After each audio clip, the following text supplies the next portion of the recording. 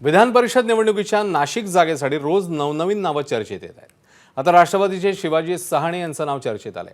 शिवाजी सहाणे यांनी 3 दिवसात महायुतीच्या तिन्ही पक्षाच्या वरिष्ठ नेत्यांशी चर्चा केली आहे. शिवसेनेचे खासदार श्रीकांत शिंदे, मंत्री छगन भुजबळ आणि भाजपच्या वरिष्ठ नेत्यांशी चर्चा झाल्याचा त्यांचा दावा आहे. तिन्ही पक्षांपैकी ज्या पक्षाला जागा सुटेल तो पक्ष उमेदवारी देईल, त्याच्याकडनं उमेदवारी लढण्याची तयारी आहे असं सहाणे म्हणाले.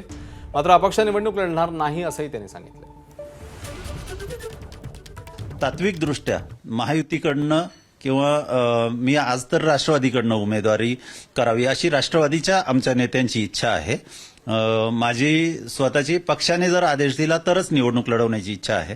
परंतु वरिष्ठ पातळीवर जर सुनेत्राताईंनी असं ठरवलं की मी भारतीय जनता पार्टीकडनं निवडणूक लढवावी किंवा मी शिंदे साहेबांकडनं निवडणूक लढवावी, तर तशा पद्धतीची त्यांची वरिष्ठ पातळीवर जर चर्चा झाली तरच मी त्या माध्यमातून निवडणूक लढवेल. अदरवाईज मी अपक्ष म्हणून पक्षाच्या विरुद्ध किंवा महायुतीच्या विरुद्ध बंडखोरी करून निवडणूक लढवण्याचा माझा पिंड नाही आणि ते मी करणार नाही.